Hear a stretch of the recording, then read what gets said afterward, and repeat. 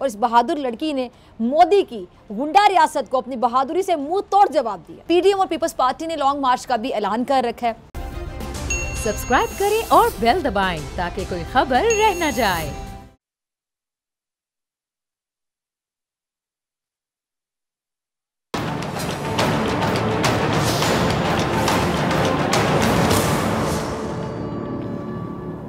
अस्सलाम वालेकुम नाजरीन, मैं हूं डॉक्टर फिजा अकबर खान और मैं हूं पाकिस्तान और आप देख रहे हैं पाकिस्तान के सबसे बड़े न्यूज़ चैनल का नंबर 1 प्रोग्राम ऐसे नहीं चलेगा।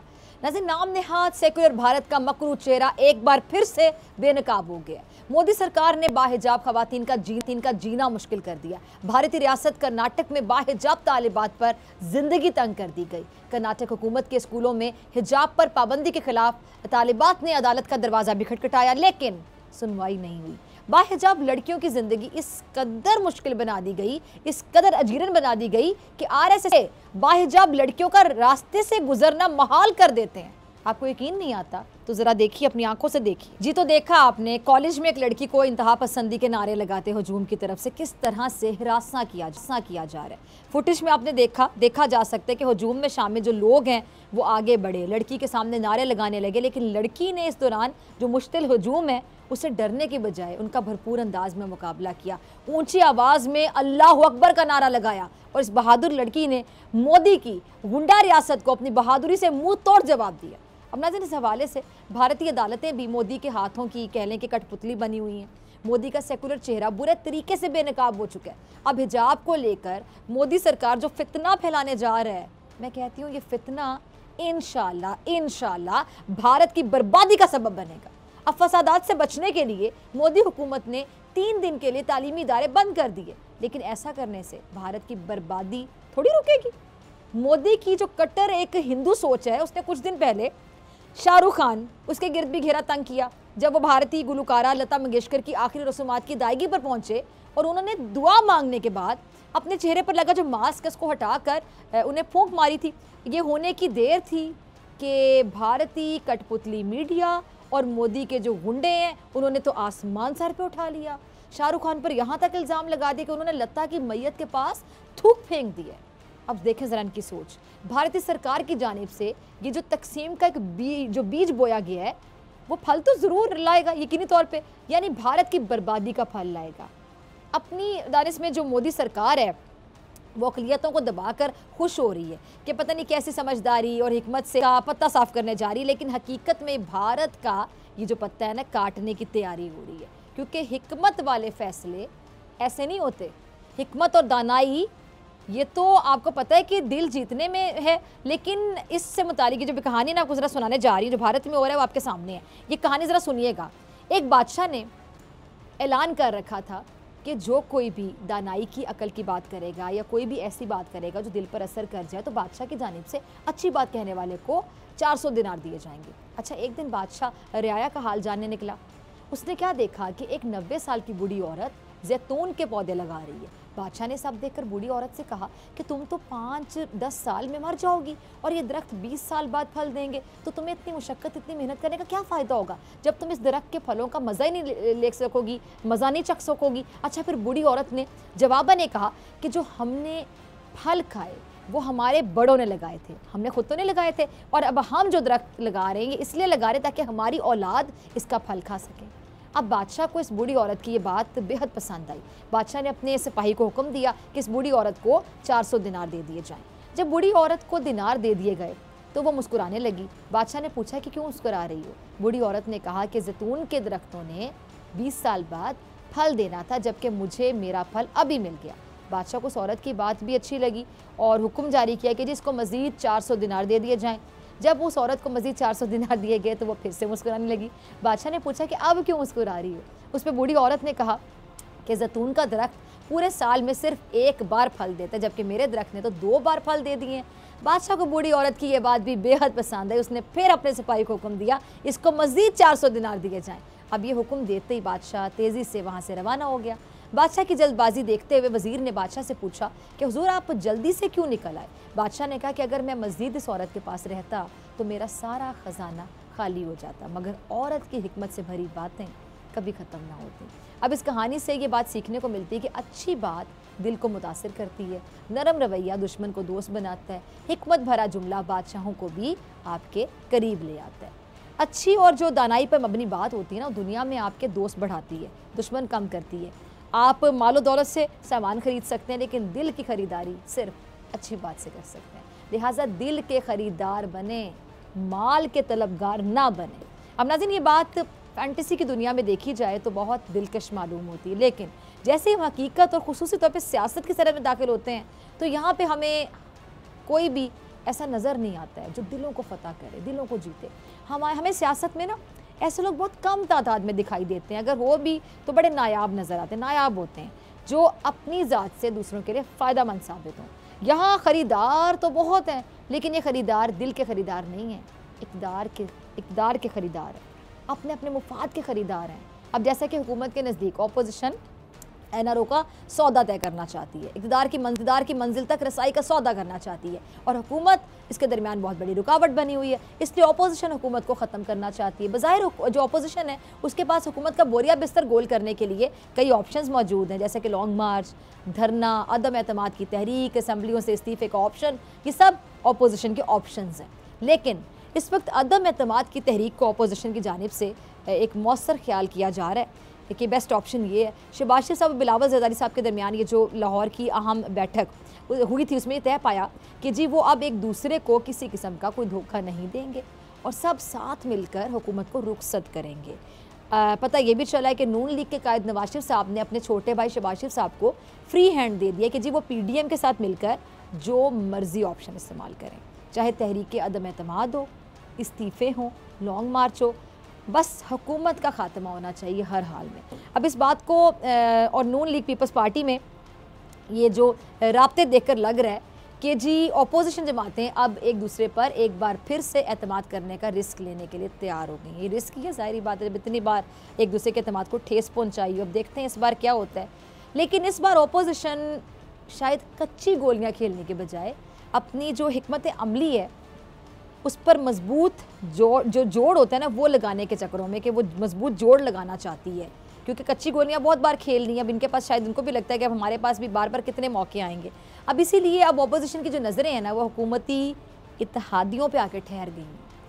अपोजिशन की कोशिश क्या है कि वो किसी ना किसी तरीके से ना, अब आपस में तो एक हैं, अब किसी ना किसी तरह से जो हुकूमत के इत्तेहादी हैं उन्हें हुकूमत से अलग करके अदम एतमाद की तहरीक को कामयाब बनाकर वज़ीर आज़म को हर हाल में घर भेज दें। और अपोजिशन ने अपने इस मंसूबे पर काम शुरू भी कर दिया। अपोजिशन रहनुमाओं और ये जो इत्तेहादियों की अहम मुलाकातें आपको पता है वो होना शुरू हो गई हैं, जिसमें सबसे बड़ी मुलाकात ज़रदारी साहब की, जो ज़रदारी साहब ने हुकूमत के अहम इत्तेहादी जमात काफ लीग की आला क़यादत से की। ज़राए के मुताबिक आसिफ अली ज़रदारी साहब ने हुकूमत के ख़िलाफ़ जो तहरीक अदम एतमाद है उस पर चौधरी बिरादरान से हिमायत मांगी है, जिस पे चौधरी बिरादरान ने जो जवाब दिया है सुन लीजिएगा। उन्होंने कहा जी तहरीक अदम एतमाद और दीगर मामलात पर पार्टी से मुशावरत करेंगे और आइंदा चंद दिनों में ये जो आसिफ अली ज़रदारी साहब की चौधरी बिरादरान से एक और मुलाकात भी होने जा रही है। अब देखो इसमें क्या तय पाता है। अच्छा, कुछ लोग इस मुलाकात को हुकूमत के लिए ख़तरे की बहुत बड़ी घंटी करार दे रहे हैं, क्योंकि उनके ख्याल में चौधरी बिरादरान ने ज़रदारी साहब को कहा है कि जी आप एमकेएम और बाप पार्टी को अपने साथ मिला लेते हैं तो फिर हम भी अदम एतमाद की तहरीक में आपके साथ खड़े हो जाएंगे। यानी सोचें कि बाप पार्टी साथ मिल जाए, एमकेएम साथ मिल जाए। फिर चौधरी बिरादरान ने कहा, उन्होंने ग्रीन सिग्नल दिया कि हम भी फिर आने के लिए तैयार हैं, पहले इनको मिला लें। यानी सारे अगर इकट्ठे हो जाएं तो हुकूमत के लिए तो लम्हा फिक्रिया है ये। अच्छा, अगर ये बात जो कहने वाले बात कह रहे हैं बड़ी खतरे की घंटी हुकूमत के लिए, अगर ये बात वाकई दुरुस्त साबित हो जाती है तो इसका मतलब सीधा सीधा ये है कि हुकूमत के इत्तेहादी हुकूमत से बहुत नाराज़ हैं और वो हुकूमत के ख़िलाफ़ खड़े होने के लिए तैयार हैं अपोजिशन के साथ, और हुकूमत को अपने इत्तेहादियों के तहफ़्फ़ुज़ात को मेरे ख्याल से अभी भी वक्त है दूर करना होगा। अगर वो दूर कर देते हैं तो ज़ाहिर बात है, आपको पता है ये सियासत है, यहाँ पे अपने अपने तहफ़्फ़ुज़ात हैं, अपने अपने मुफादात हैं, अपने अपने मसाइल हैं। अगर वो मसले इनके सुन लेते हैं, हल कर देते हैं तो शायद ये जो सिचुएशन है ये घंटों में तब्दील हो जाए, घंटों में ये सिचुएशन बिल्कुल ही तब्दील हो जाए, मंजरनामा कुछ और हो जाए। लेकिन हुकूमत के लिए ना जो सबसे बड़ा मसला है वो ये है कि उससे सिर्फ एक इत्तेहादी जमात नाराज़ नहीं है ना। अब देखिए एक इत्तेहादी जमात नाराज़ हो गए जी, इनका अपना मसला है, हुकूमत का मसला नहीं है। जब हुकूमत से ज़्यादातर जमातें बल्कि सारे इत्तेहादी नाराज़ हो जाएं तो इसका मतलब है कि मसला कहीं ना कहीं हुकूमत के रवैये, एटीट्यूड या जो भी मसला उन जमातों को हो रहा है जो आपके साथ इत्तेहादी बन के खड़े हुए हैं, तो फिर इसका मतलब हुकूमत को भी अपना रवैया दुरुस्त करने की बहुत ज़्यादा ज़रूरत है। ये सोचने की ज़रूरत है कि हमसे कहाँ गलती हो रही है कि सब हमसे नाराज़ हैं। अब काफ लीग के अलावा आप देख लें MKM पाकिस्तान, बाप पार्टी, दोनों इत्तेहादी जमातें हुकूमत से नाराज़ हैं और बाकायदा हुकूमत के हाथों से रेत की तरह फिसल रही हैं। शायद हुकूमत को इस बात का एहसास और होना भी चाहिए। अच्छा, नून लीग ये जो रेत है ना, इस रेत को अपनी मुट्ठियों में बंद करना चाहती है, जिसको कहते हैं कि सिचुएशन को, सूरत हाल को अच्छे तरीके से कैश करवाना। ज़रा शहबाज साहब का क्लिप चलाइएगा जी। तो देखा आपने शहबाज साहब हुकूमती इत्तेहादी जमात के साथ खड़े होकर क्या कह रहे हैं कि जी हुकूमत ने मुल्क को तबाह कर दिया, बर्बाद कर दिया, अब इसको रुखसत करना बहुत ज़रूरी हो गया है। और अपोजिशन लीडर चुन चुन कर हुकूमती नाकामियों की निशानदेही कर रहे थे। अच्छा, पहले पीपल्स पार्टी की क़यादत से मुलाकात, फिर सिंध की अहम सियासी जमात और हुकूमत की इत्तेहादी MKM के दर पर हाज़िरी, जिससे साफ लग रहा है कि शहबाज शरीफ साहब ने हुकूमत के खिलाफ तहरीक के अदम एतमाद मिशन को कामयाब बनाने के लिए पूरी तरह से कमर कस ली है। अच्छा, शहबाज शरीफ साहब ने कराची की मुश्किलों का जिक्र किया, वफाकी हुकूमत की नाअहली, झूठे वादे भी गिनवाए, साथ ही साथ नून लीग की कराची के लिए खिदमात भी जिताते रहे। अच्छा, इसके साथ अच्छा चलिए, शहबाज शरीफ साहब वो तो अपोजिशन लीडर हैं, हुकूमत पर तनकीद ही करेंगे। हैरत MKM की क़यादत पर है जो हुकूमती इत्तेहादी है और शहबाज शरीफ साहब की हाँ में हाँ मिलाती रही। आमिर खान साहब ने क्या कहा, आपने सुना? उन्होंने कहा कि जी इसमें कोई दो राय है ही नहीं कि आम आदमी की ज़िंदगी वाकई जीरन हो गई है। अब सवाल आमिर खान के इतराफ़ का नहीं है, बल्कि सवाल तो ये है कि अगर हुकूमत ने कुछ गलत किया है तो बतौर इत्तेहादी MKM भी इसमें बराबर की शरीक नहीं है शरीक, बराबर की शरीक है। अब हुकूमती कश्ती हर जगह आप कह लें कि हिचकोले खा रही है। और नून लीग ने तो तरीन ग्रुप को भी आपको पता है अपनी मुट्ठी में करने की बड़ी कोशिशें की हैं, जबकि नून लीग का तो ये दावा भी है कि जी हुकूमत के कई कौमी और सूबाई असम्बली के अराकीन, हुकूमत के अराकीन जो हैं वो अपोजिशन की जेब में मौजूद हैं, यानी हुकूमत से तंग है और शायद किसी रास्ते की तलाश में वो कहना चाहते हैं। और अगर ऐसा है तो फिर ऐसी सूरत में एक किरदार जहांगीर तरीन साहब का हो सकता है, एक बड़ा किरदार। लेकिन ये तो हुकूमत के लिए एक नई मुश्किल नहीं, बल्कि मेरे ख्याल से बहुत पुरानी मुश्किल है। लेकिन हुकूमत के लिए इससे बड़ी एक और मुश्किल है, इससे भी बड़ी मुश्किल वो ये कि उसकी जो दीगर इत्तेहादी जमातें हैं वो इससे दामन छुड़ा रही हैं। MKM में एक अलहदा खिचड़ी पक रही है, आपको पता है, और MKM का ख्याल है कि अगर अवाम वज़ीर-ए-आज़म से मुतमईन है तो फिर हम मुतमईन कैसे हो सकते हैं। शायद इसीलिए MKM ने जो अपने सियासी राब्ते हैं वो तेज़ कर दिए हैं। अब MKM का शहबाज शरीफ साहब से मुलाकात का क्या मकसद हो सकता है, सोचिए, एक बड़ा सवाल जिसका जवाब ये आ रहा है कि जी MKM पाकिस्तान नून लीग के साथ मिलकर अदम एतमाद की तहरीक पर राज़ी हो जाएगी या फिर राज़ी हो चुकी है। और कहानी सिर्फ यहाँ ख़त्म नहीं होती, बल्कि MKM ने हुकूमती इत्तेहादी जमात मुस्लिम लीग काफ की क़यादत से भी आज मुलाकात की। और परवेज़ इलाही इस मुलाकात के बाद कहते हैं कि अदम एतमाद की तहरीक के हवाले से अभी अपोजिशन सामान इकट्ठा करी। ज़रा गौर से सुनिएगा, परवेज़ इलाही साहब कहते हैं अपोजिशन सामान इकट्ठा कर रही है अभी, और हमारी जमात तब कोई फ़ैसला करेगी तब जब हमारे सामने कुछ पक्कर सामने आ जाएगा। यानी कह रहे हैं आप पूरी हंडिया तैयार कर लें और एंड में तो तड़का लगाना, उसके लिए हम तैयार हैं, लेकिन पहले वो हंडिया तैयार करके हमारे सामने तो ला के रखें। यानी आप यहाँ से अंदाज़ा लगा लें कि वो तैयार हैं, लेकिन उनको इंतज़ार है उस हंडिया का कि किस हद तक पक्कर तैयार होकर आ जाती है। अब हुकूमती इत्तेहादी जमातों का आपस में मिलना भी कई सवालात को जन्म दे रहे हैं। इसके अलावा एक और ख़बर है, वो ख़बर ये है कि जी बाप पार्टी और जो हुकूमती जमात है उसके दरमियान बड़ी दरार पड़ गई है। यानी इत्तेहादी सारे नाराज़ हो रहे हैं और इस हद तक नाराज़ होने के अपोजिशन के संग की मुलाकातें और राब्ते शुरू हो चुके हैं। तो ये तो हुकूमत के लिए वाकई लम्हा फ़िक्र है अगर हुकूमत इसको महसूस करे। अच्छा जी, बाप पार्टी उनकी क़यादत ने वफाकी हुकूमत की जानिब से नज़रअंदाज किए जाने पर नाराज़गी का इजहार किया है और उन्होंने कहा जी PTI के साथ जो ताल्लुकात हैं उस पर नज़र षानी का फ़ैसला करते हैं। अब हो सकता है कि तहरीक इंसाफ इस सारी सूरत हाल को फेस करने के लिए ज़हनी तौर पर एटलीस्ट तैयार हो गई होगी। अगर अदम एतमाद की तहरीक में अपोजिशन को कामयाबी मिल जाती है, अगर ये सारे देखें ना इकट्ठे हो गए तो फिर कामयाबी क्यों नहीं मिल सकती है। अब ऐसी सूरत में इमरान खान साहब अवाम में ये तासुर उभार सकते हैं कि जी उन्हें काम नहीं करने दिया गया, उनकी हुकूमत को साजिशों के तहत जब सारे इकट्ठे हो गए तो जारी बात है अगर इत्तेहादी भी साथ मिल जाएँ, अपोजिशन भी सारी साथ मिल जाए तो इमरान खान साहब की हुकूमत को घर भेजा जा सकता है। लेकिन फ़िलहाल ये जो अपोजिशन है ना, ये भी एक स्ट्रगलिंग फेज़ में, और बिलावल हुकूमत के ख़िलाफ़ जो अपनी मुहिम है उसको तेज़ करने के लिए आवाम से राब्ते में। अब ये देखा जाए कि सिचुएशन में आपको पहले भी कह रही हूँ कि सियासत है, यहाँ पे कुछ भी हो सकता है। हमने दुश्मनों को दोस्त बनते देखा है, दोस्तों को दुश्मन बनते देखा है, तो ये घंटों में ये पूरी कहानी जो सूरत हाल है तब्दील होती दिखाई देती है, लेकिन डिपेंड करता है कि कौन इसको स्मार्टली हैंडल करता है। तो कहते हैं स्मार्ट मूव कौन करता है, हुकूमत या फिर ऑपोजिशन। अच्छा, बिलावल साहब का क्लिप होगा, जरा चलाइएगा। सुना आपने, बिलावल ज़रदारी हुकूमत को घर भेजने की तैयारियां कर रहे हैं और यूं लग रहा है कि अब अपोजिशन और हुकूमत के दरमियान जो सियासी मुहाजरा है उसका एक नया स्पेल शुरू हो गया। अपोजिशन अपने तौर पर हुकूमत पर वार करने की जो स्ट्रैटेजी है वो बना रही है, लेकिन नवाज शरीफ साहब के तर्जुमान मोहम्मद ज़ुबैर साहब क्या कहते हैं कि जी हुकूमत खुद अपने पाँव पर गिर पड़ेगी। यानी मुमकिन है कि वज़ीर आज़म ये जो ख़राब माशी सूरत हाल है उसके पेश नज़र खुद ही असम्बलियाँ तहलील कर देंगे और फिर आवाम से कहें कि जी वो माफिया के ख़िलाफ़ अपनी जंग लड़ना चाहते हैं और इस मकसद के लिए उन्हें भारी मैदार है। जबकि मौलाना साहब कुछ फरमा रहे इस हवाले से, ज़रा उनका भी क्लिप चला दीजिएगा जी। तो सुना आपने मौलाना साहब को, अपोजिशन जमातें जो हैं वो धरने और एहतजाज से पहले इसकी जो एक मॉरल ग्राउंड है वो बना रही हैं।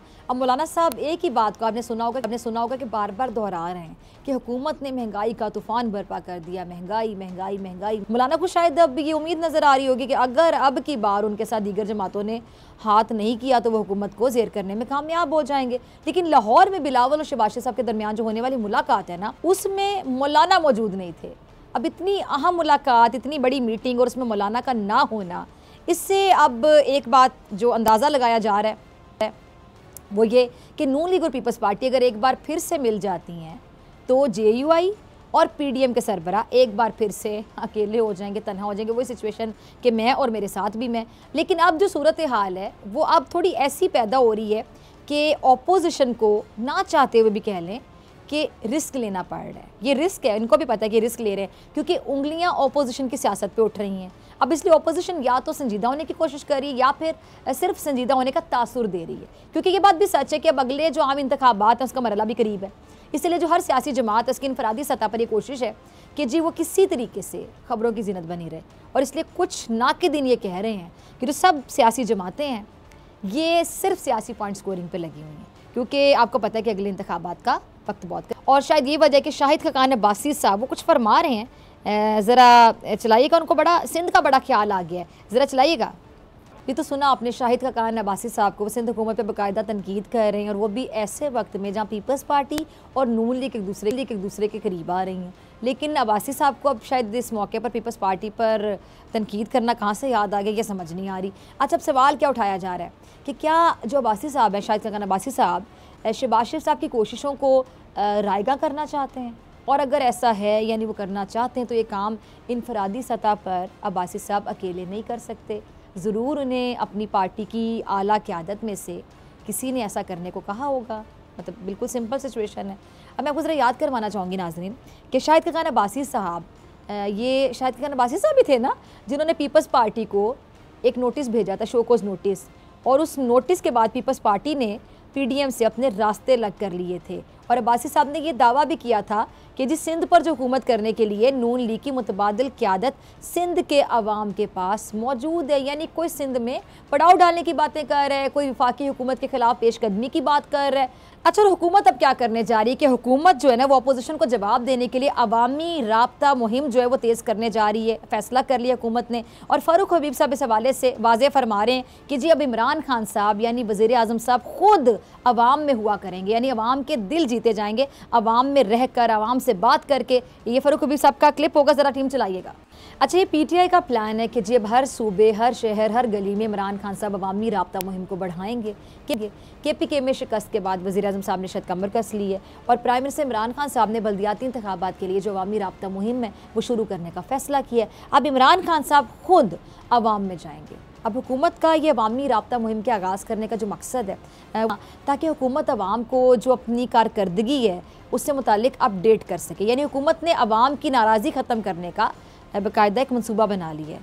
अब क्या ही अच्छा हो कि हमारी जो तमाम सियासी जमातें हैं ये अपनी अपनी जो मनफी सोच है, अपनी मनफी सरगर्मियाँ छोड़कर अवाम के दिलों में अपनी जगह बनाएं, वरना अवाम तो चिल्ला उठेंगे, कह उठेंगे कि अब ऐसे नहीं चलेगा। मिलते हैं ब्रेक के बाद।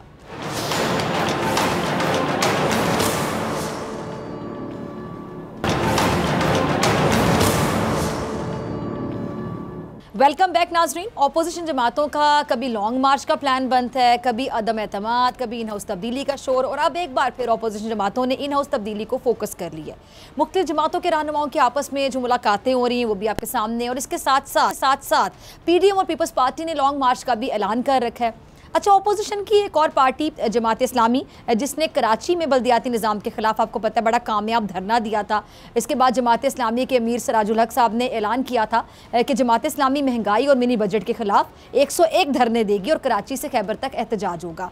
अमीर जमात इस्लामी ने यह भी कहा था कि जी अगर हुकूमत ने खाने पीने की चीज़ों की कीमतों में 50% तक कमी नहीं की तो हतमी धरना जो है वो इस्लामाबाद में होगा। जमात इस्लामी का क्या प्लान है? क्या जमात इस्लामी दीगर जमातों से मिलकर चलेगी उनके साथ? इस सारी बातों का जवाब देने के लिए हमारे साथ मौजूद मेहमान मौजूद हैं, किसी तारुफ के मोहताज नहीं, अमीर जमात इस्लामी पाकिस्तान सिराजुल हक साहब। बहुत शुक्रिया सिराज साहब वक्त देने के लिए। सिराजुल हक साहब, सबसे पहले हुकूमती पॉलिसीज़ की मैं बात करना चाहूँगी। हुकूमत का ये कहना है कि जी उनके दौर में एक्सपोर्ट बढ़ी है, पाकिस्तान की जो ग्रोथ है उसमें इजाफा हुआ है, और महंगाई की वजह हुकूमत ये कहती है जी कोरोना है, जिससे पूरी दुनिया में महंगाई बढ़ी है, सिर्फ पाकिस्तान में नहीं बढ़ी है। अच्छा, जमात इस्लामी हुकूमत की इन बातों से किस हद तक इत्तेफाक करती है? बिस्मिल्लाहिर्रहमानिर्रहीम। शर्म की बात यह है कि एक तरफ कोरोना है, दूसरी तरफ महंगाई है, तीसरी तरफ गुर्बत बेरोज़गारी है, और इस सब कुछ के बावजूद करप्शन में इजाफा हुआ। ट्रांसपेरेंसी इंटरनेशनल के मुताबिक इस वक्त पाकिस्तान दुनिया में 144वें नंबर पर है।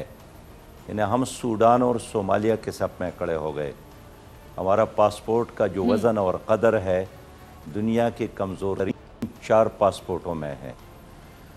तो मसला यही है कि ये हुकूमत बताए ना कि कौन सा वो काम है जिन्होंने करके आवाम को कोई फ़ायदा पहुँचाया है। जिन लोगों के साथ रोज़गार नहीं थे उसको मिलना तो किया, जिनके साथ था भी तो वो भी इसने छीन लिया। अब देखिए हमारे मुल्क में बहुत कम तादाद में PhD स्कॉलर्स है। उस PhD स्कॉलर्स में भी HEC के मुताबिक 5000 PhD स्कॉलर्स बेरोज़गार है, जिससे ज़्यादा कोई और आला तालीम नहीं है। तो ये बहाना है जो हुकूमत बना रही है। अब यह है कि कहते हैं कि बेरोज़गारी तो बरतानिया में भी है, महंगाई तो वहाँ भी है, लेकिन वहाँ तो 4.25 लाख तकरीबन एवरेज औसतन एक फ़र्द की फ़ीकस आमदनी है। तो अगर आपकी आमदनी 4.25 लाख रुपया हो तो अगर चले टमाटर, आलू, चावल, घी की कीमत में थोड़ा बहुत इजाफा भी हो जाए, लेकिन यहाँ तो अब देखिए दवाई की कीमतों में 500% इजाफा हुआ। ये कभी हुआ है? खुराक की चीज़ों की कीमतों में 100% इजाफा हुआ। आखिर क्या मुसीबत आई है? अल्लाह ना करे कोई ज़लज़ला नहीं आया है, दुश्मन ने हमला नहीं किया है, कोई सैलाब और तूफ़ान। मिसमैनेजमेंट, करप्शन की वजह से एक सुनामी है जिसने 22 करोड़ आवाम को अपने लपेट में लिया है। इसलिए हम कहते हैं ना कि ये हुकूमत नाअहल भी है, और इस हुकूमत डिलीवर करने में ये हुकूमत 100% नाकाम हो गई है। ठीक है। अच्छा सिराज साहब, हुकूमत पर बहुत ज़्यादा तनकीद हो रही है, ख़ासतौर पे IMF के हवाले से कि जी IMF के कहने पर इतने जो टैक्सेस लगाए जा रहे हैं, और आपने भी कहा था कि जी गवर्नमेंट ने मईशत का बेड़ा गर्क कर दिया है। अच्छा, हुकूमत ये मौक़िफ़ पेश करती है, हुकूमत का ये कहना है कि जी नवाज़ और ज़रदारी दौर में इतनी करप्शन हुई है जिसकी वजह से मुल्क चलाने के लिए अगर हम कर्जे ना लें तो हमारे पास कोई और ऑप्शन नहीं है। आपकी नज़र में वाकई IMF के अलावा कोई हल नहीं है, हुकूमत के पास ऑप्शन नहीं है? और ये भी ज़रा बता दीजिएगा कि बार बार ये जो कहा जाता है कि जो जितनी भी महंगाई है, जो भी इस टाइम पर कर्जे लिए जा रहे हैं, जो भी सिचुएशन है इस टाइम पे, वो सिर्फ इसलिए क्योंकि नवाज जरदारी दौर में ये हुआ वो हुआ। तो क्या जिम्मेदार जो हैं वो पुराने अदवार ही हैं, अदवार में जो हुक्मरान रहे हैं? ये हुकूमत नहीं मानती कि वो कहाँ पे जिम्मेदार है? डॉक्टर साहब, मैं यही कहता हूँ कि ये हुकूमत हर उस बुराई में मुलव्वस है जिस बुराई में पुरानी हुकूमतें मुलव्वस थी। अगर पीपल्स पार्टी और मुस्लिम लीग ने मिलकर 31,000 अरब का कर्जा चढ़ाया है इस गरीब आवाम के कंधों पर, तो अकेली PTI ने 31,000 से चलांग लगाकर 50,000 अरब पर ले गए। तो इन्होंने खुद ऐलान किया था, किसी ने इसका गला तो नहीं दबाया था कि मैं खुदकुशी करूंगा लेकिन कर्ज नहीं लूँगा, IMF की तरफ नहीं जाऊंगा। पहले जो उन्होंने पहले कहा था, कौम से माफ़ी तो मांगे ना कि मैं नहीं समझ रहा था, बिल्कुल मेरा तजुर्बा नहीं था, मैं गलत बोल रहा हूँ। लेकिन उन्होंने तो खुद ही कहा था कि मेरे साथ 200 से ज़्यादा माशी माहिरीन है, और जैसे ही मेरी हुकूमत कायम हो गई तो आप देखेंगे कि ये जो अरब शयूख है ये भी मजदूरी करने आएंगे और पहली रात 100 अरब डॉलर, फिर 200 अरब डॉलर, बारिश होगी डॉलरों का। तो मैं ये कहना चाहता हूँ कि आपके वो 200 माशी माहिरीन कहाँ गए? वो जो एक असद उमर साहब बेचारे थे, उसको भी 5-6 महीने बाद खड़े लाइन लगाया कि इसकी वजह से तबाही हुई। उसके बाद जो हफीज़ शेख लाया, फिर कहते हैं इसके वजह से तबाही हुई। और अब जो नया साहिब लाया है, मुझे याद है सेनेट में एक बार पीटीआई की एक सेनेटर ने यूसुफ रज़ा गिलानी जो अपोजिशन लीडर है पीपल्स पार्टी के तरफ से, जी। उनसे यही कहा कि आप मेरे साथ मुनाज़रा कर ले मईशत पर, इकानमी पर। तो यूसुफ रज़ा गिलानी ने कहा कि मैं कैसे आपके साथ मुनाज़रा कर सकता हूँ, जो मेरी टीम के लोग थे वो तो सारे अब आपके पास बैठ गए, मेरी टीम के लोग मेरे वापस कर ले। इसलिए एक क्लब है, ये एक टीम है, कभी पीपल्स पार्टी की सूरत में, कभी मुस्लिम लीग की सूरत में और अब पीटीआई की सूरत में। और पीटीआई इसलिए नाकाम हो गई है कि ये एक पार्टी है। अब देखिए, अगर 2 पुर्जे आप ट्रैक्टर के ले ले, 2 मोटर के ले ले, 2 मोटरसाइकिल के ले ले, 2 हेलीकॉप्टर के ले ले और उसको आपस में जोड़ दे और इससे एक गाड़ी की शक्ल आप बना ले, तो आप खुद बताएं कि वो ट्रैक्टर होगा या ट्रक होगा या मोटर होगा या साइकिल होगा, हेलीकॉप्टर होगा या मोटरसाइकिल होगा, कुछ भी नहीं होगा। इसलिए पीटीआई के भी चंद बंदे परवेज़ मुशर्रफ के दौर के, चंद बंदे पीपल्स पार्टी के, चंद बंदे एमक्यूएम के, चंद बंदे इसमें मुस्लिम लीग के, इसको जमा किया है, मैनेज किया है और इससे एक पार्टी बनाई है। अब वो न पीपल्स पार्टी है, न मुस्लिम लीग है, न परवेज़ मुशर्रफ है, न एमक्यूएम है, एक मजमुआ है जिसमें हर रंग मौजूद है। और यही वजह है कि पीपल्स पार्टी और मुस्लिम लीग के ख़िलाफ़ जो तकारीर इमरान खान फरमाते थे कि इसमें ये ख़राबी है, यही ख़राबी है, पीटीआई ने उन ख़राबियों में कमी नहीं की बल्कि उसको और ज़्यादा बढ़ाया। और यही वजह है, यानी सिराज साहब आपकी बात से मैं ये कंक्लूड करूं कि आपको पीएमएलएन का जो दौर था, पीपल्स पार्टी का दौर, पीटीआई में कोई फ़र्क दिखाई नहीं देता। मैं समझता हूं कि शक्ल और चेहरे और तस्वीर के अलावा कोई और फ़र्क नहीं है। इतना फ़र्क है, आप खुद बता दें। ठीक है, असद उमर पीटीआई में ठीक है, उसका सीनियर मोस्ट लीडर है, और ज़ुबैर उमर साहब मुस्लिम लीग का सीनियर मोस्ट लीडर है। दोनों भाई हैं, छोटे भाई बड़े भाई, घर एक है, प्रॉपर्टी एक है, मुफादात एक है। और ये पूरी सियासत ऐसी है कि चचा उधर बिठाया है, भतीजा इधर है, मामू उधर है, भांजा इधर है, बड़ा भाई उधर है, छोटा भाई इधर है, बाप उधर है, बेटा इधर है, एक दूसरे के मुफादात की तहफ़्फ़ुज़। इसलिए मसला है गरीब आवाम का, ये जो बालादस्त तबका है, वीआईपी लोग है, यही उनकी पार्टियां हैं, कभी उसमें कभी इसमें, कोई फ़र्क उनको नहीं पड़ता है। लेकिन तबाही और बर्बादी हो रही है गरीब आवाम का, जिसके लिए अब सांस लेना मुश्किल हो गया।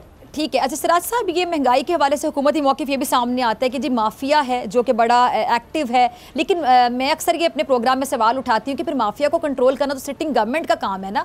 माफिया को कंट्रोल अपोजिशन तो नहीं करेगी, इनके पास कोई ऐसी स्ट्रैटेजी होनी चाहिए, ऐसी हिकमत अमली होनी चाहिए कि उस माफिया को कंट्रोल किया जाए। इतनी बड़ी टीम है, इतने अच्छे अच्छे मुशीर हैं, ऐसे ऐसे लोग हैं जिनके बारे में इलेक्टेड लोगों को बड़े एतराज़ात होते थे कि जी ये बाहर से पढ़कर अगर आ गए हैं, डिग्री लेकर आ गए हैं तो हम इलेक्टेड हैं, ये हमसे बेहतर कैसे हो सकते हैं। तो वैसे लोग जो है वो भी मशवरे देने में क्या नाकाम दिखाई देते हैं। और जिस आपने कहा चेहरे तब्दील हुए, मतलब सोच बिल्कुल आपको एक ही दिखाई देती है, पीटीआई की, पीएमएलएन की और पीपल्स पार्टी की। तो इसी तरह हमने देखा है कि जो वजारत ये ख़जाना है वहाँ पे भी चेहरे तब्दील होते रहे, लेकिन मसला फिर चेहरे के तब्दील होने से हल नहीं हुआ, तब्दीली तो कहीं और ज़रूरी थी। देखिए, मैं यही बात अर्ज़ करना चाहता हूँ कि जब इमरान खान ये फरमाता है कि जनाब माफियाज ने मुल्क को तबाह किया और माफियाज की वजह से यहाँ महंगाई और बेरोज़गारी है, तो मेरा मौक़िफ़ जी उसकी हिमायत हो रही है।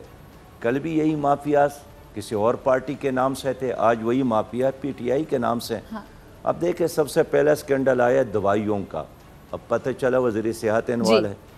उसके बाद स्कैंडल आया शुगर का, अब पता चला कि पीटीआई के लोग इन्वॉल्व है। उसके बाद आटे और गंदम का, अब पता चला कि इनके अपने लोग इन्वॉल्व है। उसके बाद कात का, अब देखिए पाकिस्तान एक ज़री मुल्क है, लेकिन इस वक्त कात के एक बोरी की कीमत 9,500 रुपये तक पहुँच गया है। और वो भी ब्लैक में, मिलता भी नहीं है। तो अब पता चला किसका कारोबार है, तो पीटीआई में शामिल वज़रा और मशीरों का कारोबार है। माफियाज ही है जो इमरान खान साहब के चारों तरफ मौजूद है, और गंदम का बहरान हो, गन्ने का बहरान हो, घी का बहरान हो, खाद का बहरान हो, सीमेंट का बहरान हो, हर बहरान के पीछे इन्हीं मारखोरों का हाथ है जो हर तरफ से हमलावर है गरीब आवाम पर। तो इमरान खान साहब सुबह शाम यही कहते हैं कि मैं क्या करूं, माफियाज की वजह से सब कुछ हो रहा है। हम भी यही कहते हैं कि आप कुछ नहीं कर सकते, इसलिए कि माफियाज आपके चारों तरफ मौजूद है, कैबिनेट में मौजूद है, मशीरों में मौजूद है, सेनेट में मौजूद है, आपने उनको टिकट दिया है, कौमी असम्बली में वही लोग मौजूद है, आपने उनको टिकट दिया है। लिहाजा इस पार्टी के साथ मुल्क के मसाइल का अब कोई हल नहीं है, ना अब इनके साथ वक़्त है। ये करना भी चाहे तो अब तो इनके साथ वक़्त नहीं है, जो करने का टाइम तक गुजर गया। ठीक है नाज़रीन, सिराजुल हक साहब मेरे साथ मौजूद हैं, आपसे मुलाकात होगी इस ब्रेक के बाद।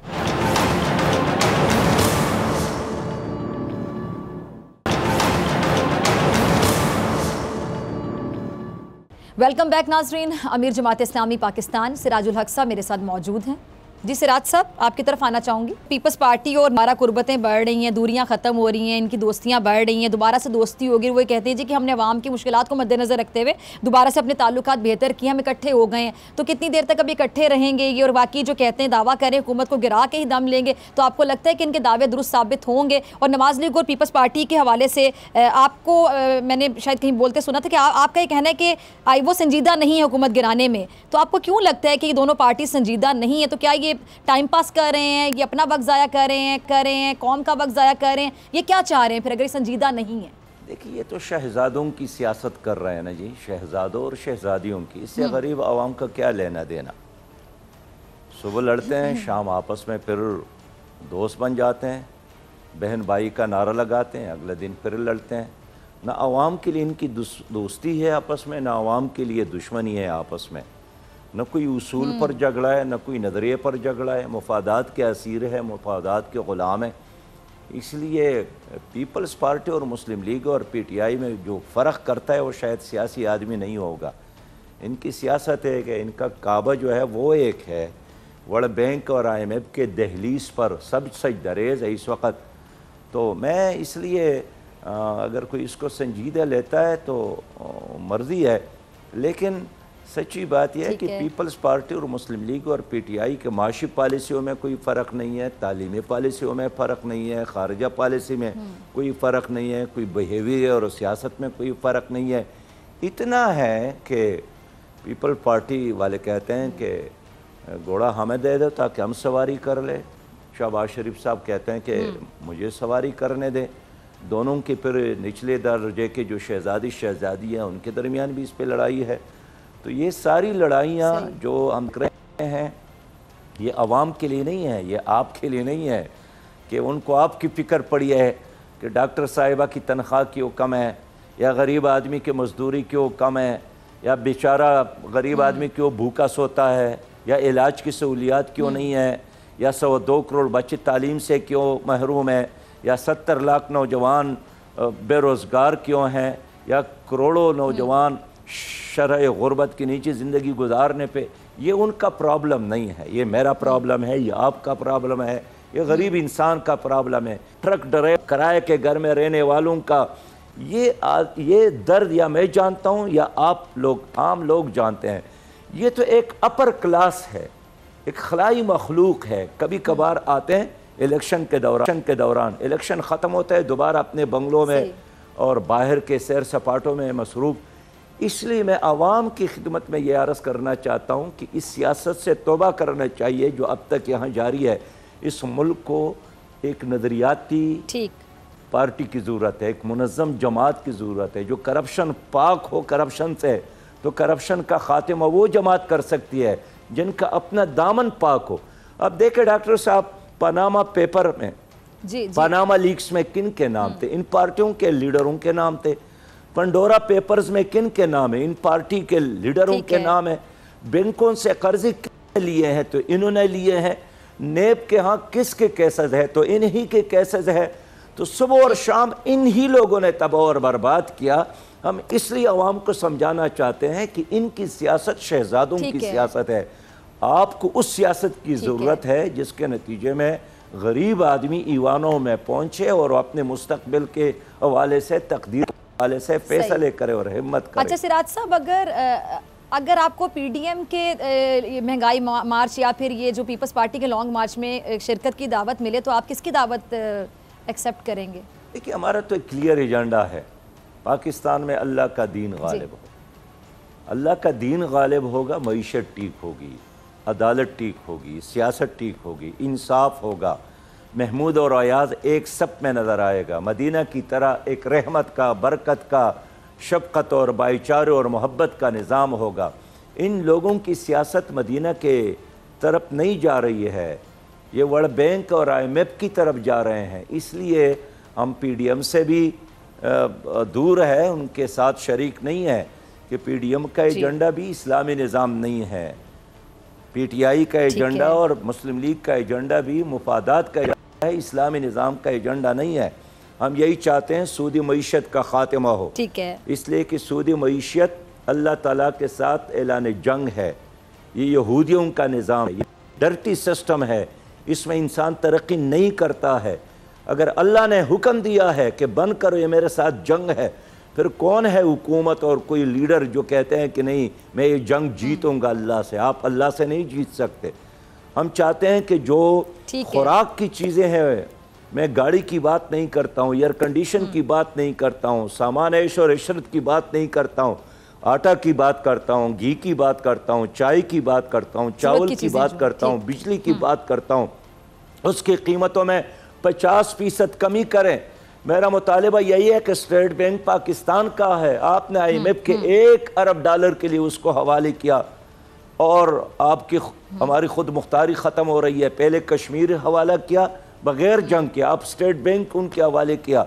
हम यही चाहते हैं कि स्टेट बैंक पाकिस्तान को वापस कर लो, उनके गवर्नर को यहाँ से वापस कर लो। ये तो मिस्र में रहा है, मिस्र की मईशत को इसने तबाह। अगर PDM और पीपल्स पार्टी मिलकर हुकूमत के खिलाफ तहरीके अदम एतमाद लेकर आते हैं, सिराज साहब, अगर पीपल्स पार्टी और PDM मिलकर तहरीके अदम एतमाद लाते हैं हुकूमत के खिलाफ, तो आप इसके हक में? देखिए, अदम एतमाद की बात है जो है ना, ये सिर्फ इस वक्त तो मैं एक कबूत इसलिए समझता हूँ कि पीपल्स पार्टी कभी भी इस निज़ाम को डिस्टर्ब नहीं करना चाहती, इसलिए कि ख़ुद एक सूबे में उनकी हुकूमत है। और इसी तरह मुस्लिम लीग तो सेनेट में तो अपोजिशन की अक्सरियत है ना जी, किस तरह हर मरहले में उन्होंने हुकूमत को फैसिलिटेट किया। इधर अगर आज भी ये लोग फैसला कर ले तो पंजाब की हुकूमत में तब्दीली तो आ सकती है, लेकिन 3.5 सालों से ये इक़दाम नहीं कर सके। इसलिए कोई ख़बर बननी चाहिए, वो ख़बर तो बनती है, लेकिन असम्बली में अंदर हो या बाहर हो, अदम एतमाद हो, उसके मकासद क्या है? क्या मकसद इस्लामी निज़ाम है? क्या विल पर इस्लामी पाकिस्तान है? इसलिए मैं चाहता हूँ कि कौम जमात इस्लामी का साथ दे। हम फ़र्द की तब्दीली के बजाय या बाप के बजाय बेटे के बजाय भतीजे के बजाय चचा को लाने के बजाय हम निज़ाम की तब्दीली की बात करते हैं। हम यही चाहते हैं कि निज़ाम को भी बदलो, इमाम को भी बदलो। ठीक है। अच्छा सिराज साहब, बेगी तो अभी हुकूमत की और अपोजिशन की एक लड़ाई है, इसके अलावा एक अहम पॉइंट में इसमें आपका कमेंट चाहूँगी, लास्ट कमेंट, फिर मुझे आपका शुक्रिया अदा करना है। ये जो मुल्क में हालिया दहशतगर्दी की लहर है, इस हवाले से मैं आपका कमेंट चाहूँगी कि क्या जमात इस्लामी कलअदम TTP के साथ मुज़ाकरात के हक़ में है? देखिए, जब शेख रशीद साहब बार बार कहते हैं कि हम मुज़ाकरात करना चाहते हैं, कर रहे हैं, शुरू भी किया फिर बंद हो गया, न कभी उन्होंने अपोजिशन जमातों को बुलाकर अपोजिशन को एतमाद में लिया, न कभी उन्होंने पार्लियामेंट में डिस्कस किया, उन्होंने स्टेट बैंक जैसे बड़े मसले पर कोई डिस्कशन नहीं की और शब खून मार कर रातों रात। और फिर ये देखे कि जब पार्लियामेंट में बात हो रही थी ना स्टेट बैंक के हवाले से, तो अपोजिशन लीडर नहीं थे, और जब सेनेट में बात आई तो फिर भी अपोजिशन लीडर नहीं थे। और इसी तरह हुकूमत भी है, फैसले कौन करता है, कहाँ होता है, इसका कोई पता नहीं चलता है। लेकिन मैं अब भी कहना चाहता हूँ जो बहुत ही अहम इशूज़ है, इस पर हुकूमत को अपोजिशन के तमाम सियासी जमातों के एतमाद में लेना चाहिए, इसलिए कि फ़र्द का, पार्टी का या किसी एक सूबे का मसला नहीं है, ये पूरे मुल्क का मसला है। बाकी मुज़ाकरात के ज़रिए अगर आप पाकिस्तान के लिए मुफाद महफूज कर सकते हैं तो मुज़ाकरात में कोई नुकसान नहीं है, लेकिन इस तरह मुज़ाकरात जो आप करते चले आ रहे हैं, इससे तो पाकिस्तान के मुफाद की तहफ़्फ़ुज़ नहीं है। ठीक है सिराज साहब, बहुत शुक्रिया आपके वक्त के लिए, और इस अकबर खान को दीजिए इजाज़त। आपसे मुलाकात होगी इंशाल्लाह कल सेम टाइम सेम चैनल। अगर ज़िंदगी ने वफ़ा की, दुआओं में याद रखिएगा, अपने प्यारों का बहुत ख्याल रखिएगा। अल्लाह निगहबान।